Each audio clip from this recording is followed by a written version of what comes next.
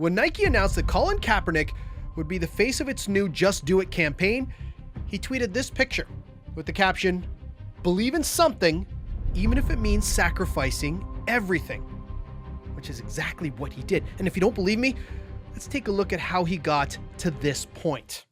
It all began in August of 2016. Kaepernick is seen sitting during the national anthem before the 49ers preseason game.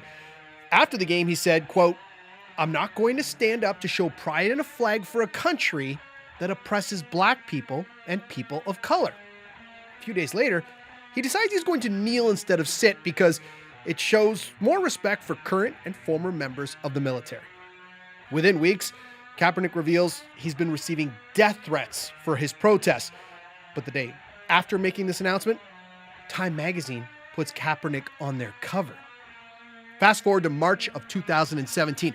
Kaepernick decides he's going to opt out of his contract with the 49ers and test out free agency. After all, a 7-year vet who's been to the Super Bowl and just threw 16 TD passes has to have some suitors, right? Nick Foles, EJ Manuel, Geno Smith, Mike Glennon all ink deals in free agency while Kaepernick still doesn't have a job. The word blackballed begins to trend online.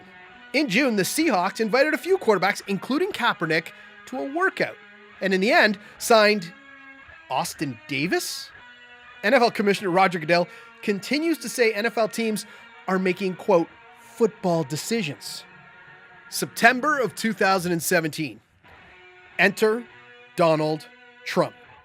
In a series of tweets and this comment at a rally in Alabama, "Wouldn't you love to see one of these NFL owners, when somebody disrespects our flag, to say, 'Get that son of a bitch off the field right now, out, he's fired. He's fired!'" Trump makes his opinions on the protests pretty clear.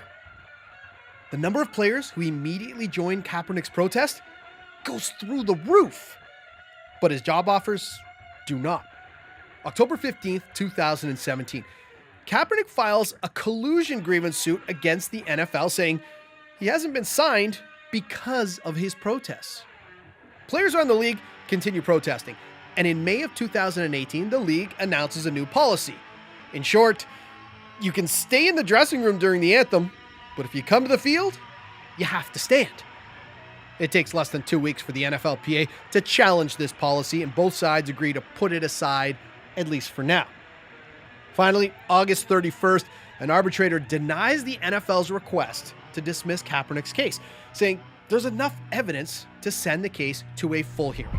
And that brings us to this point. Kaepernick as the face of Nike's campaign. Some like it, others don't. One thing is for sure, he believed in something and sacrificed everything.